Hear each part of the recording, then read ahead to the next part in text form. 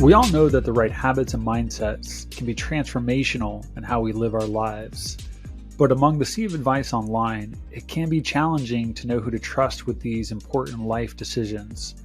At The Standard, we answer those questions and introduce you to some of the most successful people in the world in their fields and the habits and the mindsets they've used to achieve their success. To learn more about our social platform, head on over to www.thestandardapp.com. And now, your host, myself, Chris Pallatroni. Welcome to another episode of The Standard. I am your host, Chris Pallatroni, and today's guest is Hali Hart out of Poland. She is a strength and mobility coach that really got into it after she had an accident early on and was told that she would never be the same. And unwilling to accept that answer, she decided to take the situation into her own hands and became an expert at how to heal herself. And now she shares that knowledge that she wished she had at that time with all the other people out there that can benefit from strength and mobility. She's a wonderful person. As you'll hear in this episode, we talk a lot about mobility and fitness. We talk about daily movement. We get a little bit into her coaching and some of the things that she stresses with her clients to help them. We get into mindsets. There's a lot of ground that we cover in this, and I think you'll see why she is such an expert at what she does. So without further ado, this is Hali Hart. Good to see you. It's a pleasure. I know we've done a lot of corresponding via email. I follow you on Instagram. I see all the stuff that you're doing, but it's such a pleasure to finally get a chance to talk to you and do a deeper dive into like what makes you tick. So thank you. Yeah, thank you for having me. Yeah. You're in Poland? Is that right? I'm in Poland right now, yeah. Nice. Well, I know a fair amount about you, but I think the listeners of the podcast may not all know exactly who you are. And so you can probably do a much better job of giving a little bit of background as to like who you are and what you do. So I'll add some commentary to it, but I'd love if you could for a minute or so, just give a little bit of your background. I know you're big into strength and mobility, but I think that all stemmed, if I'm not mistaken, from just some experiences and events that happened in your life that sort of like led you in that direction. But I'll let you sort of take it from there and maybe just give us the overview of what you do. Yeah, I mean, I think I got into mobility training because of my car accident. I was told I wasn't going to get better. It was actually going to get worse. I had 3 herniated discs and nerve damage in multiple places in my body. And at the time, I was going from bad to worse. So it started out not good, but it ended up being like half of my body. The muscles were just deteriorating.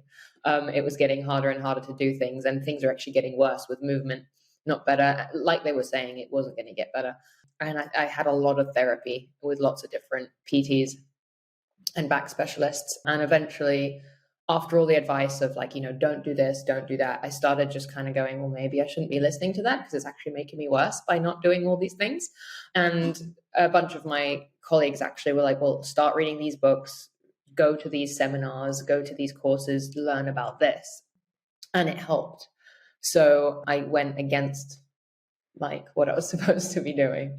And when I went back to my back specialist, like a few weeks later, he was like, I don't know what you just did, but suddenly your muscles are actually starting to grow back, not disappear. And I was like, oh, okay, so am I technically allowed to do this? He was like, technically? Just do it. Like whatever it is that you're doing, I think just do it. Don't worry about anything that was said to you before. So that gave me kind of the confidence to go, okay, well, even though about 10 different doctors were like telling me not to move and not to lift and not to do specific movements, I was feeling quite confident with this new method. And it was all about mobility training, stability training, and strength training, which is now what I do.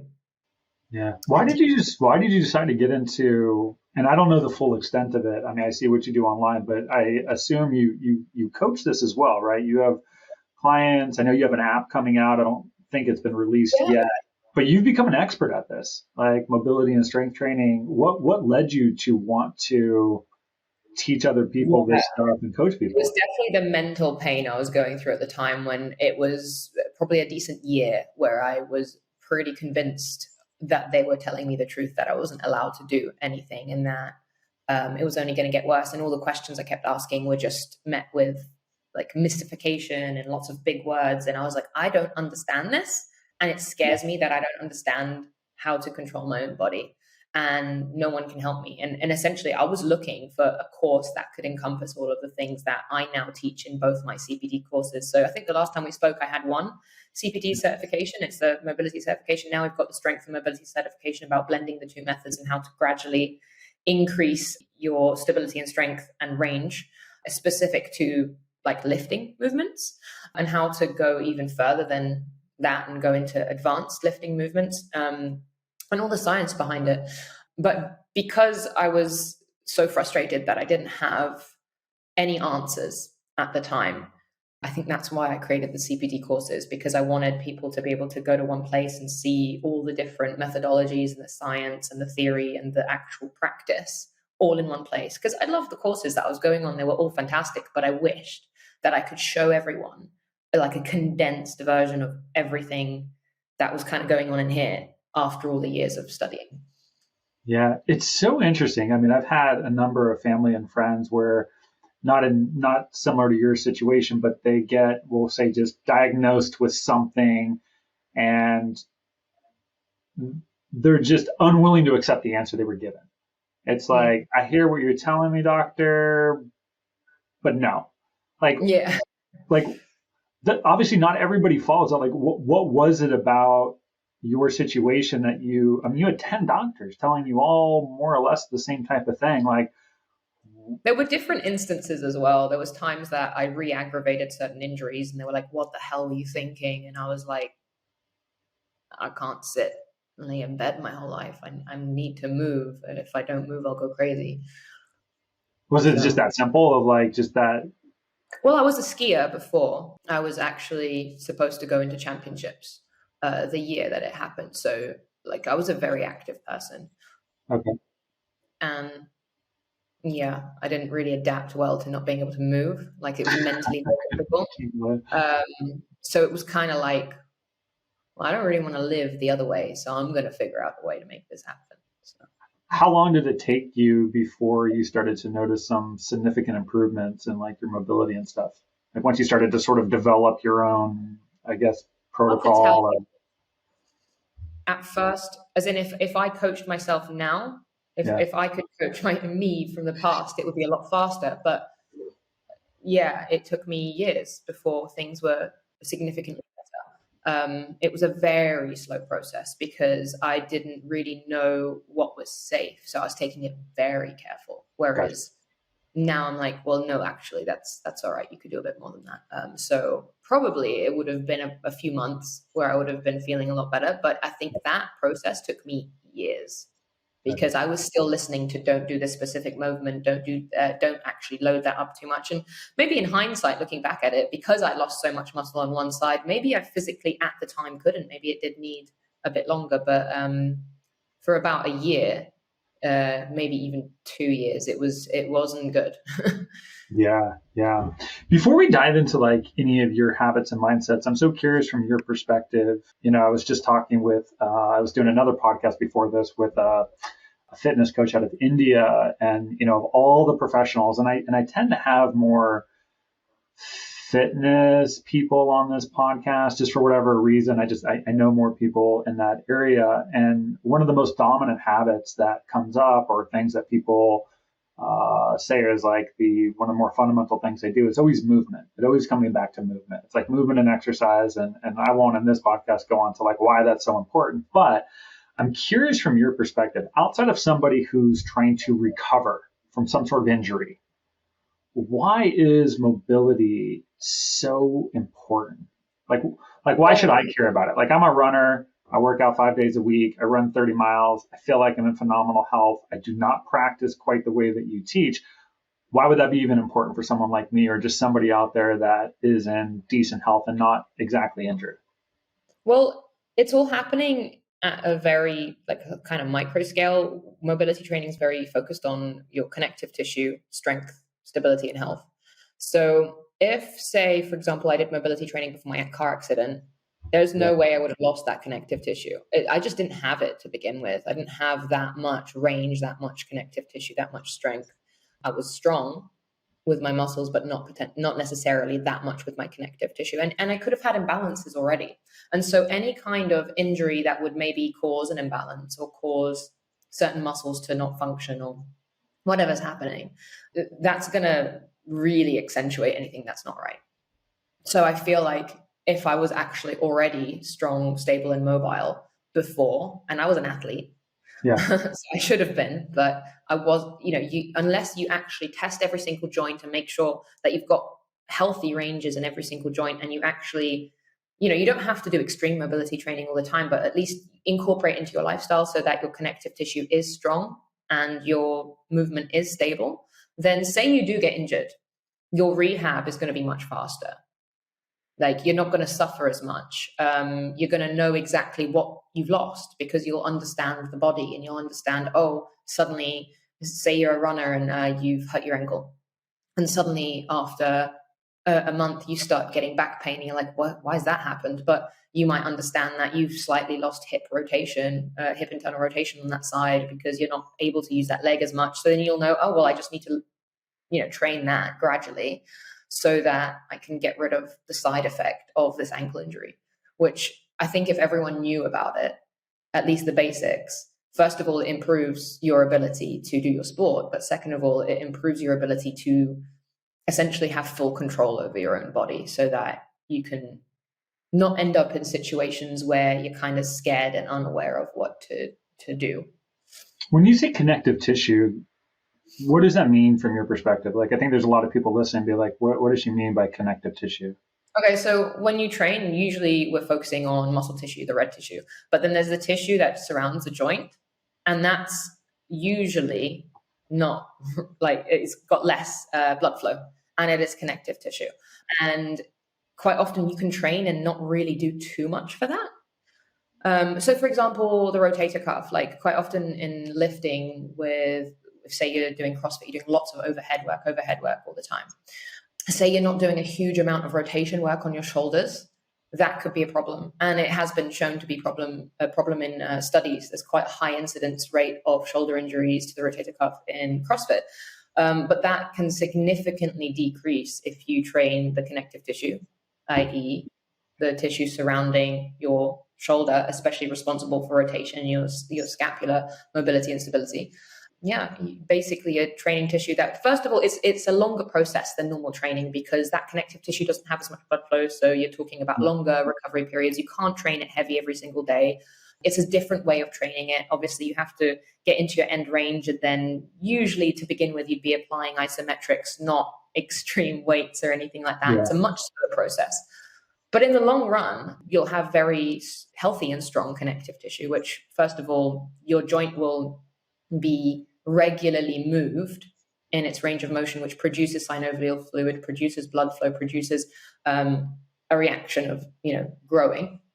And that way, that, I'm unlikely to hurt my shoulder because, I test my shoulder every day just by doing the mobility training and by doing anything that, if I know that suddenly I'm losing a bit of range, I can work on it quite easily because you've learned the methods. And essentially going through our programs and our certifications, that's what we teach, so that all the steps to Is it an oversimplification to say that mobility training is more of a preventative thing? Like, is it more about being able to recover when an injury does take place, or does it actually have tangible benefits in like your day-to-day life, assuming you're not injured? Yeah, it does, because say you want to sprint, you need a level of hip rotation. Say you want to change direction, say you want to throw a ball, you rely on these muscles to produce that force. So more for like peak performance, to increase your speed as a runner, or to increase the velocity of the throw, or something like that. Like that, I can do things now that I couldn't before my injury, and because of this type of training. And I used to train like 5 hours a day when I was a skier. So I used to train a lot, and I did a lot, and I would not be as good at things then as I am now, simply because I think it's because of the mobility and stability training. If only you could have taken your course like 10 years ago, right? Oh, man. Awesome. That's great context. All right. So let's dive into you. So, usually what we're looking for on this podcast, and what I'm so fascinated about is, the standard platform that I'm building is very much about self-care habits.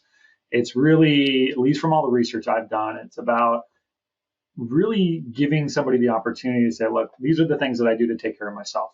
Not for me to copy you, but more for you to just say, like, hey, based on all the stuff that I know, whether you're an expert or not, these are the things I help to regulate my anxiety, or I think fitness is important, or whatever it is. And so what we do here is we just take a deep dive and look at, like, not all of your stuff, because clearly we won't have the time for that, but really just try to look at, like, what is like a habit, a mindset that, at least for where you're at in your life now, you believe is the most fundamental habit you have that supports your mental health, your well-being, your overall success.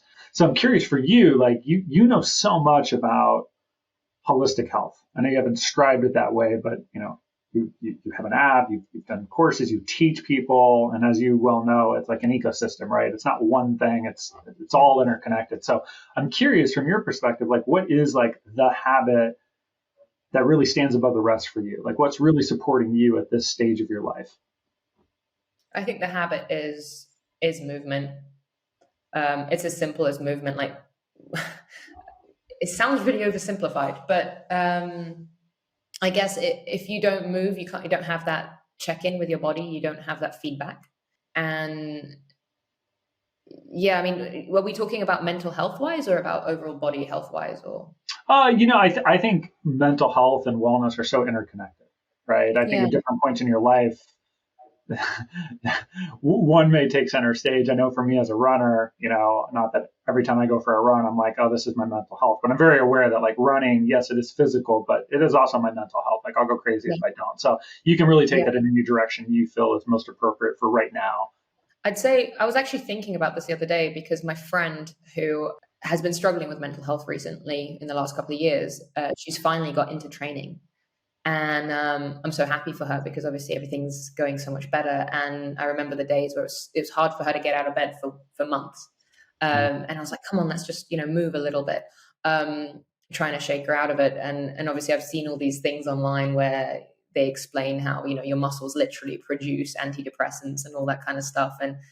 And I definitely feel like a difference in mental health when I can't move. Say I've got too much work in one day and there's no way I'm going to fit in a training session. My mental health definitely starts declining if I do that too many days in a row. I'd say for me, it's always been obvious that I need training to remain sane, to be at my optimal self, to feel normal. I need to move. And I'd say when it comes to health or mental health, it all comes down to starting with movement. And it's not necessarily the fix of anything, but it's like a baseline that you need to at least be able to think clearly. And I'd say my advice would be to get in a form of movement where your muscles can be moving before you really assess how you're feeling. So what does movement mean for you right now? Like, what does that look like? Like, obviously you've been an athlete for probably the majority of your life. But when you think of like movement on a day-to-day basis, is that a walk? Is that a run? Is it what is walk? It can be as simple as a walk. I mean, personally, right now, what I'm doing is I'm combining mobility and strength training with cardio. So I'm trying to combine many, and actually I'm doing some explosivity training. So I'm combining quite a few different elements. I'm trying to combine as much as I can in one program and see if I can find like a nice little optimum. And it's been probably the most fun I've had in a long time, being able to combine everything. Yeah, I'd say most days for me, it would be a training session. But if it can't be a training session, a walk is still movement. It's still getting your muscles to move. I know you said that, like, if you have too much work in a day, maybe you don't get that opportunity, but how often do you not get the movement that you're looking for? Like, with this being so critical, I have to imagine like you're scheduling it, or at least you're carving out the time, but are there times where you... Once a week, to be honest. What was that? At least once a week it happens. At the moment, we've got a lot of projects going on, and it's been a bit wild. Our working days are like 12 to 16 hours at the moment. It's pretty long. So sometimes I'm like, well, I need to sleep, so I'm not going to train. But I will try to do at least 10 minutes of movement just so that I can, not feel terrible. But On a normal schedule, when things aren't going crazy, then I'd say probably once every 2 weeks. I can't. I'm lucky. I mean, I don't have children or anything or any other big commitments. It's just work. So I'd say it's a lot more difficult for some of my clients who have multiple things going on, like children and businesses they're running, and I can see how they end up missing half the week. But on those days, I'd say like even a 10-minute session does wonders. What happens if you don't get it in? Like, what happens to you? I can slowly feel myself getting down. Yeah. Yeah, and everything just starts kind of feeling wrong. Like my body feels like tight, and it just starts. I know if I do it for say 3 days straight, I'll be feeling tightnesses in different places. So I don't particularly enjoy being stuck at a desk for like 12 hours a day for 3 days straight. And sometimes it's necessary to be that sort of immobile, but.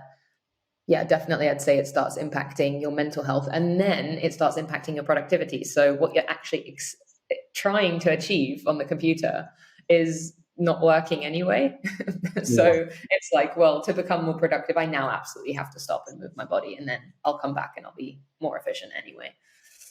I'm wondering if we can rewind a little bit here. So for you, just based on the way you've sort of designed your life, like it sounds like there are rare instances where you don't get that type of movement that is so important for you, which makes a lot of sense. Like you need to get it in there. But let's rewind a little bit back to like when your injury took place and you couldn't actually get that type of movement. I mean, I'm speculating here, but I have to imagine there was probably prolonged periods of time where that movement that's so critical for you now just wasn't even an option. Yeah. How did you feel with prolonged periods of lack of movement? Like, what did that do to you? Well, there was a prolonged period. It was about 3 weeks where I didn't sleep either from the pain. And there was probably several months, I can't remember how long now, that I couldn't lean over a sink or anything. So really basic things I just suddenly couldn't do. And that was definitely driving me crazy. I was very tired. It was very hard to concentrate. It suddenly became close to impossible to work. And the pain got worse because obviously you're tired. You're stressed, and stress obviously impacts pain. So it's a vicious cycle. And I see this happening with a bunch of my clients who say start a new job that's stressful, or they've just hurt themselves. They've had an injury, some kind of accident's just happened, and then it can be a vicious cycle.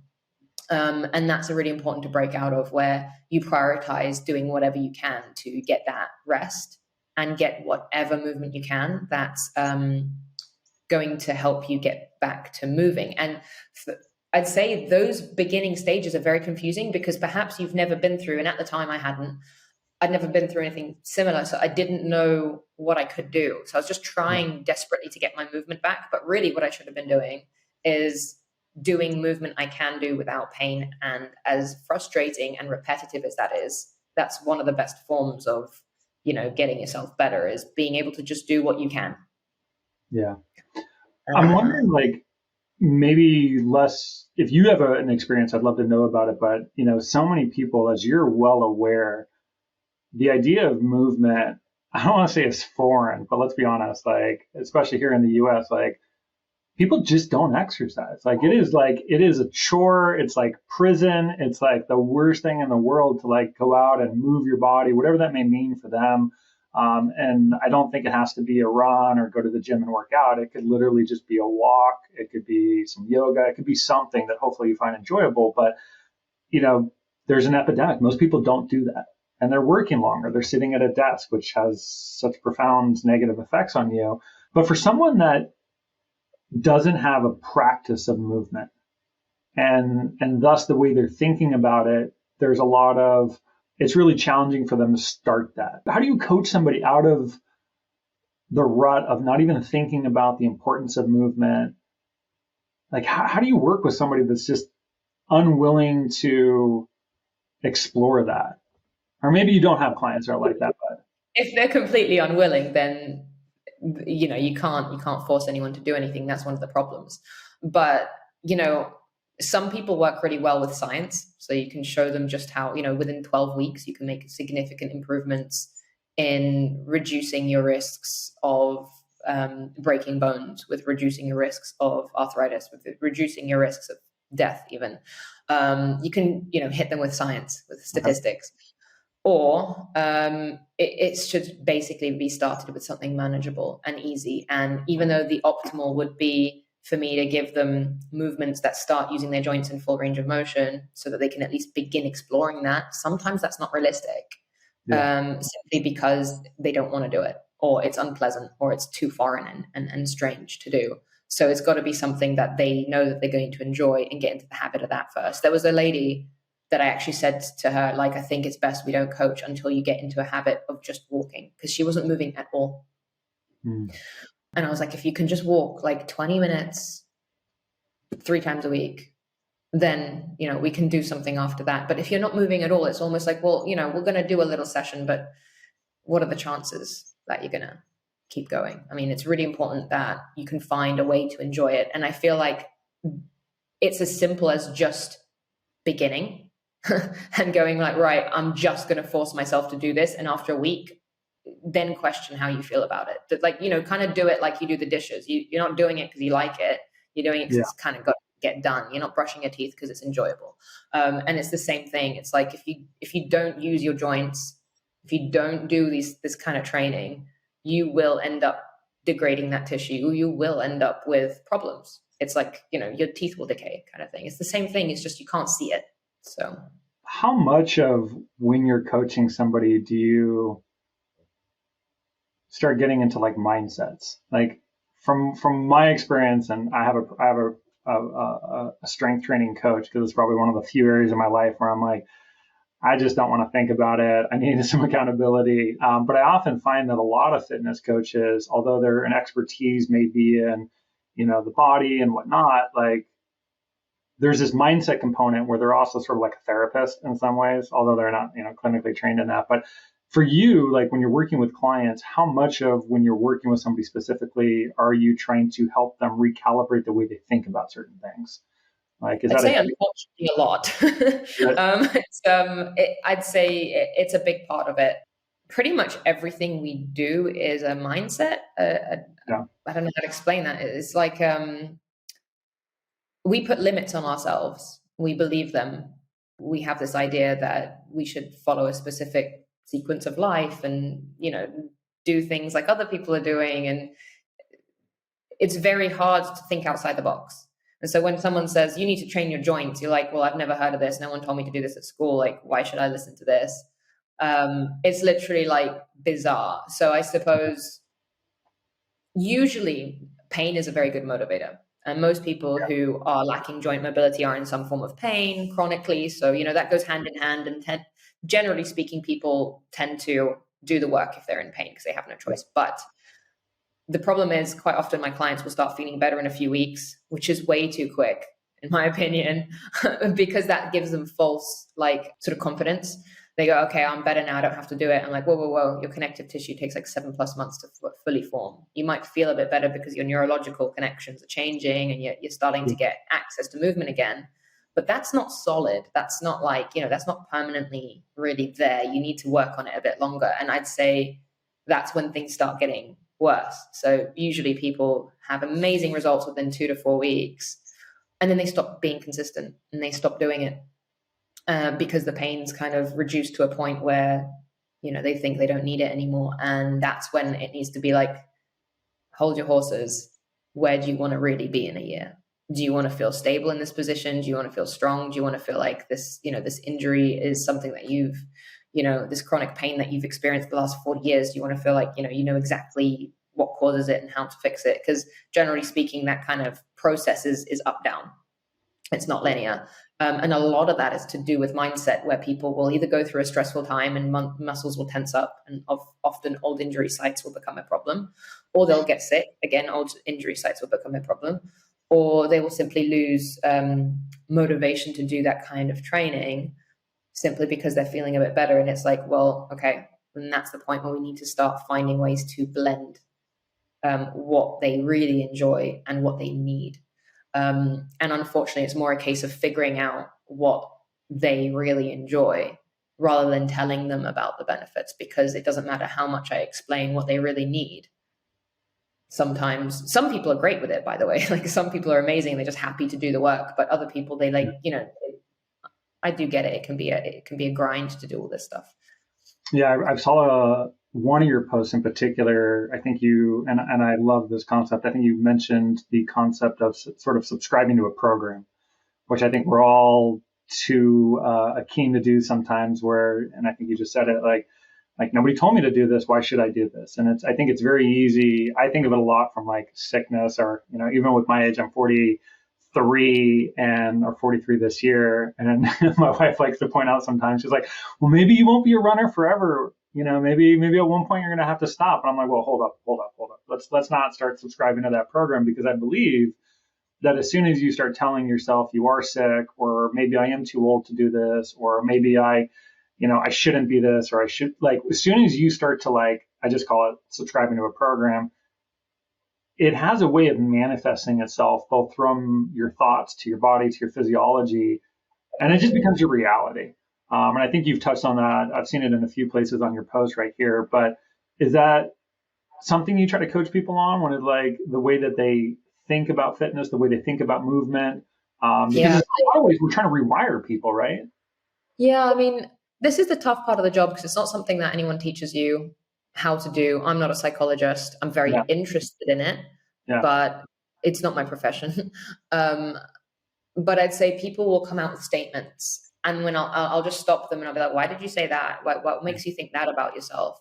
Or they'll say things like, "I'm just broken," or one of the things I really dislike the most is when someone comes to me because they want to do mobility and strength coaching, and their osteopath or their physio has said that they're a project, or they've got multiple things out of alignment, and all these like sort of blanket statements that are making them yeah, feel like they're put together wrong. And I'm like, it's as simple as you've done the kind of movements you've done, you've had the injuries that you've had, and it's reduced this joint function, and there's problems with doing this movement, yeah, but you just have to regress it enough so that you can progress in the future. And by labeling someone as broken or out of alignment or a big project, they have this in their mind that some professional has labeled them as a problem. They labeled their body as broken, and it just is. yeah, And I have a problem with that because it's so unnecessary and it's such a temporary experience. Like, you can't for sure tell anyone what their future is with their body or what that injury means for the long run of their life. I've seen people do things that are just incredible. People that have had severed spines and come back stronger than ever, people that have lost limbs and have come back stronger than ever. And then someone will look at, anybody and say, this muscle's out of alignment and you're broken. It's like, well, the limb's still there. Nothing is actually severed or physically damaged. The body has an amazing ability to heal, and you have an amazing ability to learn. It might be a painful and long process, but it's a possible one. And I think labels are very dangerous, basically. And then that's what I pick up on with my clients, that they've been given this label by someone else. And I then need to convince them that this person was maybe just being careful, or maybe just being cautious, trying not to get their hopes up too fast, too soon. yeah. But I like to look at what they can achieve in 2 years, not what they can achieve in a week or a month. Because I think a week and a month is a drop in the ocean when it comes to how long the body needs to, heal and get information. And Yeah, labelings are everything. The last episode we did was with Jordan Travers. She's a psychotherapist out of New Jersey, and we got into the topic. And so this is sort of her expertise as a therapist. And you mentioned it here with like the "I am broken," like the "I am" statement is such a profound statement, because, and I think you're picking up on it with your clients. The language we use to describe stuff gives us so much information as to the way people think. And if you're not astute to that, it's like, well, what do you mean language? And it's like, no, you're really good at it. I can listen to the way somebody talks, and you can start to understand, like, are they optimistic? Are they pessimistic? What's the way that they think about stuff? And so her point, when we were talking about I am statements, is they have profound ways in which you sort of view your identity. And if you view yourself as I am broken, well, guess what? You're going to do all the things that support I am broken, versus maybe to your point, when you heard a bunch of different doctors tell you you are this, you are this, you are this, that didn't settle with you well, and you had a different interpretation of your identity, and thus you pursued a different path, and which led you to recovery and so forth. So I think the language people use, and that's really hard when people are not very hopeful in the moment of something, of like, how do you sort of switch that off? And so I always just try to think of it as like, it's like a door. It's like, maybe you don't have to fake it till you make it, and you don't have to say like, I am not broken, but like, let's guard our self-talk, because it's going to have very profound implications as to what you are willing and unwilling to do to maybe better your situation. And I think that's such a fundamental part of coaching, whatever type of coach you are. I completely agree. And it's instead of saying, I am this, you can say, I'm experiencing this today. Yeah. And maybe I'll experience it tomorrow, but I'm not necessarily going to experience it in a year. So words are so critical. I don't think people realize. And my wife will jokingly say things, and I think we all have some sort of self-sabotaging thoughts, and she'll say them out loud. I'm like, look, you got to protect this. You got to be a super fan of yourself, right? And she's like, what do you mean? And it's like, being a super fan is like, think of like, I'm not a big sports guy, but everybody can sort of like appreciate some like crazy lunatic fan that's rooting for the home team. You know, maybe they paint themselves in the team colors, and like, no matter what their team does, they're there as a super cheerleader, if you will. And I think we all need that, because our thoughts tend to be a little bit more negative than positive. They tend to be very repetitive. And you're with yourself a lot.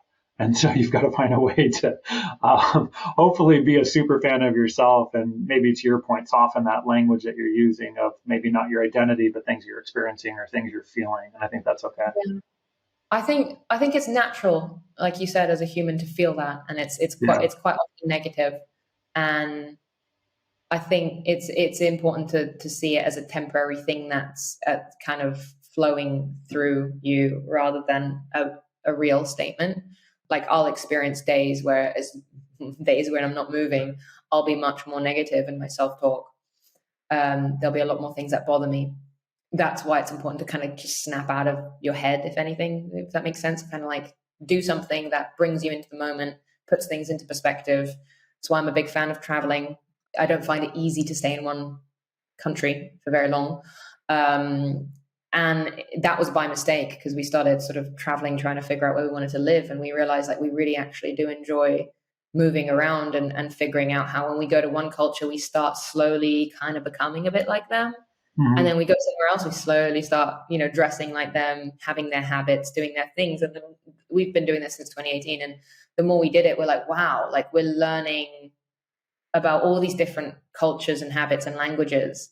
And we're also learning about how conditioned we are with our environment, which is, one of the things, like, say your environment is, I'm looking at this computer for 12 hours today and I'm not getting up. Well, that's my world then that day. And it's very easy to start thinking in negative ways. But if, say, you go out for a walk, it's you get a bit of perspective. You're like, oh, hold on a minute, that's just a computer, that's just my work, it's not the world. I'm just this tiny ant on this kind of tiny planet in this massive universe.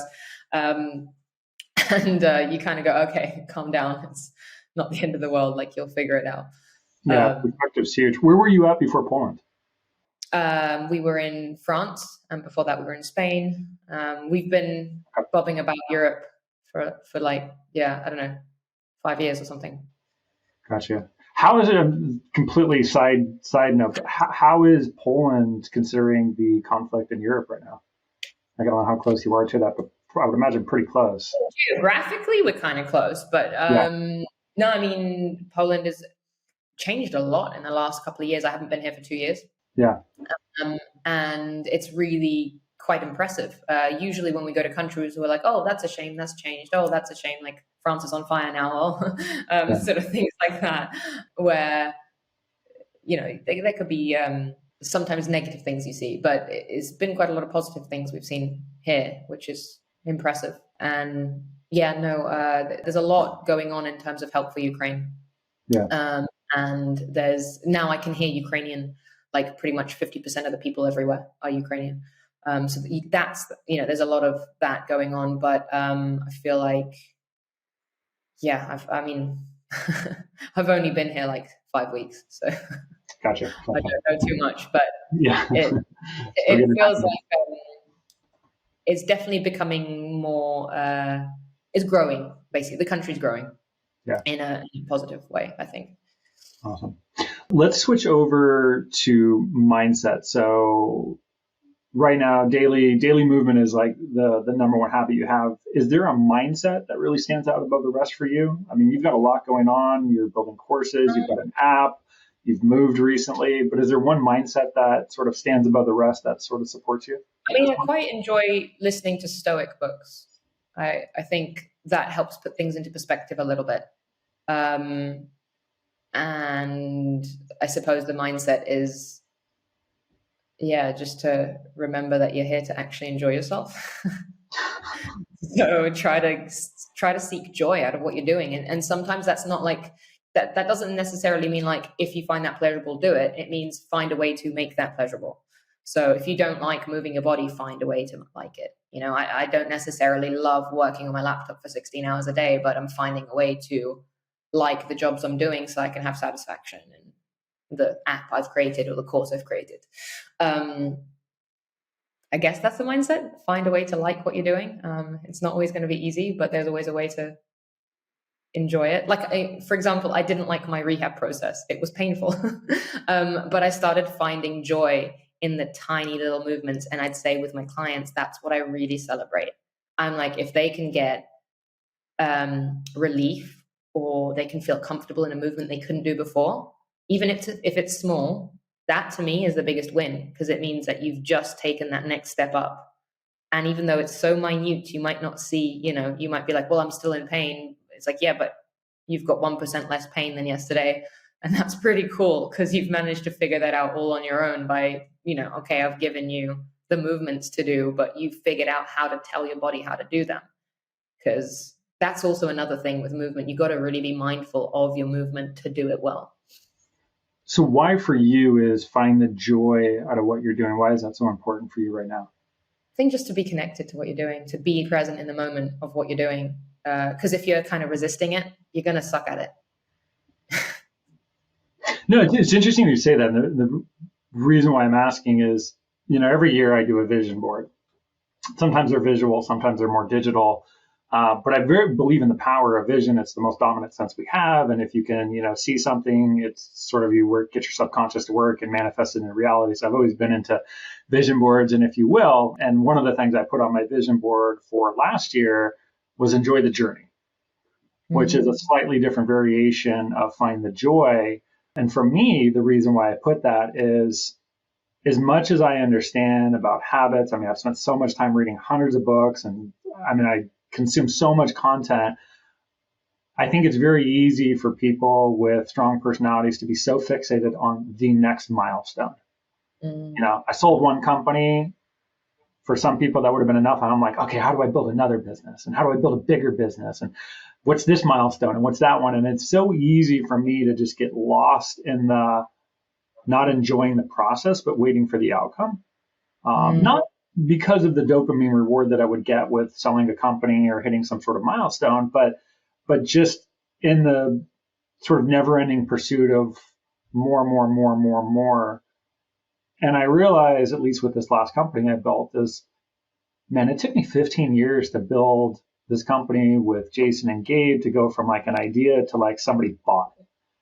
And I didn't enjoy the process. And it's not like I lost those 15 years, but in hindsight, I didn't feel more successful when I sold the company. I didn't get a big payday. And it's like, I was like, well, now do I feel successful? I was like, no, I feel the same way I felt yesterday. And it just made me recalibrate the way I look. And it's like, man, like, we're only given the moment. We're not given the future. The past is irrelevant. How do you find a way to enjoy the day that you're in? Nature, your family. To what you just said, that's definitely my personality. Is I'm trying to achieve things all the time, and I want to always get that top result all the time, and you're always focused on that, and you think that when you get it, it's going to be this big relief, but then it's this next thing that you want to achieve. I think, I don't know, maybe going through an injury and realizing how quickly everything that you love can get taken away. It makes you kind of put things in perspective, like, really enjoy what you got, because it's there right now. But it's also something I generally have. It's something I'm working on. It's not something I've mastered fully yet. But for example, I have this habit of working a lot, many hours a day, and I'm always busy. I sometimes years go by, I'm like, how did that happen? when was I here? Like what just happened? Like we've been in, I don't know, 7 countries this year, and I don't even know how I got here. It's like, how did I get here? It's happening all so quickly. So it's like, right, slow down because you're going to miss it. It's like, Yeah. I don't know. I think that's maybe one of the things is slow down because you're going to miss it. Like, the moment where like, oh my God, I've just unlocked this movement, or, oh my God, I've just, figured out how to do this. Or for example, the day I figured out how to sprint again, and I'm like, oh, I haven't ran since before my first car accident. It's like, slow down because you're gonna miss all those moments that are like incredible. How do you do that, like in the moment? Like, I mean, this mindset of like enjoy, or for me, enjoy the process. Like for you, how do you trigger that to not For just me, be pause and like just sit there and think, holy crap, you are like right here, right now, doing this thing that you really wanted to do, and like you've achieved this thing you really want to achieve. Just stop and like sort of do it. I don't know whether it's a little bit to do with planning. I have like paper diaries, and I okay? have a wallpaper calendar. Like you're very visual. You can Yeah, see it behind you. Like you've got lots of visuals. And even though we move house to house all the time, and we don't have our own space, I always bring these things with me, and I find a place for this little wall calendar so that I can yeah. like have a look at where I've been, what I've done, and what I'm aiming for, and then just go like, okay, you're here right now, and you're only here for the next like month. So try to do all these things where you can really just basically, I'm having more of those moments in the last year than I have in the last 5 years, because even though I've had an opportunity to have those moments, I haven't known how to do them. And I'd say this year I'm figuring out how to do them. And it's as simple as pausing and just reminding yourself where you are compared to where you've been. And that's easy to do with injuries and pain and movement as well, where you're suddenly doing like a deadlift, whereas before you couldn't lean over a sink, and you just have to remind yourself like, wow, I can do this thing now and I couldn't before. And I do try to tell my clients about when they achieve something small. I'm like, you couldn't do that last week. Like, remember like how amazing this moment is, and how you're going to have more of these amazing moments, and, soak it in, because that's literally like the best thing right now. No, it's so true. And I think for myself, it's not like I schedule time in my day to like stop and reflect, but I have these micro moments throughout the day where I do try to like pause and think like, hey, like even, with me building the standard, like I try to remind myself, as hard and as ambitious that is, and it may never succeed. It's so hard to tell when you're trying to build something really ambitious. Like I have the luxury to do that. Or if we're talking about running, I don't always feel like running. My run last year was really painful because I was so sore, but I remind myself like I have the luxury to run. Like that's a privilege because I might not always be there. And I think it's like, and I also am very in touch with like the big picture. You made a comment a while back of like, where, you're this ant on this anthill and like this tiny planet in the middle of this. Like I spent a lot of time reflecting on like human significance and what does this all mean? And I try to remind myself, and I find it very, therapeutic to remind myself, like we're on a tiny little blue dot in the middle of nowhere. Like, don't take yourself too seriously. I'm not saying your life is insignificant, because it is a gift. But I also try to remind myself like whether what I want to happen happens or not, in a lot of ways it's insignificant on the big picture. So Yeah. to your point, just have fun. Push yourself, but just Enjoy have fun. it. Don't over index to some specific outcome that may or may not happen. Just try to enjoy the process along the way. Yeah.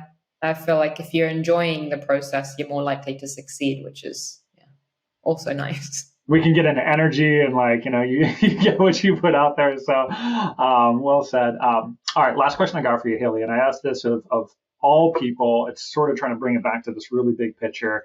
I am a massive believer that in order to change the world, you got to change yourself. Like I'm a big believer that like we don't get the luxury to change everybody, but we do have the ability to change ourselves. And so I honestly think we'd be a better society if everybody was a little bit more selfish and just try to take really good care of themselves, because that would just radiate out. But so the spirit of this question is like knowing all that that's going on in the world, and there's a lot that's happening. If you could just wave a wand and give all of humanity some particular habit or some particular mindset that you believed would nudge us in a more loving and kind direction? Is there one habit or one mindset that you believe would have a profound impact on people? Yeah, I mean, I don't know how to put this in, an eloquent way, but like researching and being curious about things. I think we all have you see this online a lot where people believe something really deeply Yeah. and sometimes it's completely wrong. And you don't know that until you question it and research it. And if it was to be one habit that I could give everyone is to be like not so glued to your opinions and more curious and open-minded and research, essentially. Just take everything in life with curiosity and research, and don't be too emotionally invested in any one outcome. Just kind of research, learn, ask questions. Yeah, that's a really interesting one too, because when I asked you the question of like, how do you help people in fitness, you said, hey, sometimes you've got to explain the science behind it to really help people. And cognitive dissonance, the ability to challenge your belief system, is so hard. It is so challenging because it's our identity, right? You know, you're this, you're that. And it's really uncomfortable to challenge beliefs. So I totally agree with you. Finding a way to like have a little bit of humility to believe I feel very strongly and very knowledgeable about something, but leave a little bit of space for the fact that new information can change perspective. And I think a lot of people want to live in an echo chamber. We just want to hear other people that think what we think. And unfortunately, it causes a lot of problems, as you're very aware. So it's also really uncomfortable, though, to challenge belief systems. So it's not an easy thing for people to do. I think maybe to put it into perspective, how I feel about my job is I can do my best job and you can get the most out of me as a coach if you're willing to be open-minded and explorative. Whereas if you are someone who is struggling to change their mind about something or has a certain belief about yourself, I can't technically force that. I can't force someone to believe anything. All I can do is present them with the information I know and guide them with what I know. But that's one of the things I think about with coaching is I can tell through the first consultation I have with someone how far we're going to go together. And sometimes it's like, oh, this is going to be fun because in 3 years' time, I'm going to be a ninja. Because you just know that they're going to soak it all up and like learn it all. And usually these people have like little filing systems and it's just so like fun what they do with the knowledge. Like they bring something to the table where you're like, wow, it's really interesting how you've organized that. And usually they'll achieve something that you expect them to achieve in 6 months within about 2 months. And you're like, how did you do that? But it's because they're just soaking it all up. Like they just want all the information and they're taking it all in. And other people, it takes them like a year because they're kind of resisting it. It's they're getting the same information, they're getting the same package of coaching, but they're just resisting the information a little bit and resisting the process. So I believe that hard work is done from within, from that specific person. And say they're having a hard time in their life and something's happening. I can't change their environment. I can't, I just got to wait for the right moment to be there for them. But that's as you're saying that, it reminds me of a famous quote that says, "The teacher appears when the student's ready." And it's so true because you can't force people to learn until they're ready to learn. And so I've always really enjoyed that one. It's like you could be the smartest person, but that person has to be willing to accept new information. And if they're not, the reality of the way the brain works is like we're presented billions of bits of information per minute, and we're only able to take in like a couple dozen. And then those things get filtered through our beliefs and our assumptions. And then it gets like rerouted through like our mood and like out spits of behavior. And it's like when you start to realize the way the brain works, it's like, God, we're really morphing our own reality. So people have to be in a place where they want to learn something. And if they are, then you can teach them a lot. And if they're not, unfortunately, it's wasted effort until they're ready. Yeah, I think so. Yeah. Hali, you've been amazing. This has been great. I really enjoy digging into people and understand like what makes them tick, especially people that just have such a wealth of knowledge around these topics. Where can people go to learn a little bit more about you? Well, we have our website, www.flowmotionfitness.co.uk. My Instagram, Hali Hart, and Callum's, so Callum Watson PT. And we are going to have our app very soon, which will be FMF Flow Motion Fitness. I actually don't know if that's the official name of it, but we'll put it on the website once it's ready. So yeah, Flow Motion Fitness UK. Okay, awesome. And we'll include all this stuff in the show notes. When is your app coming out? I mean, I may have almost finished it today. Okay, well, so I'm sorry if it wasn't. So we'll put it in the show notes. If it comes out by the time we release this episode, we'll definitely include it, and we can always adjust the show notes too as soon as it comes out, so people have access to that. Hali, this has been great. Thank you so much for sharing a little bit about you. It's been wonderful. Thank you very much for having me. It's been really nice to have a chat with you. Yeah. Thank you for listening to another episode of The Standard. Before we go, click on the link in the show notes of this episode to learn more about today's guest. And if you enjoyed this episode, please share it with somebody who you think would benefit from it as well.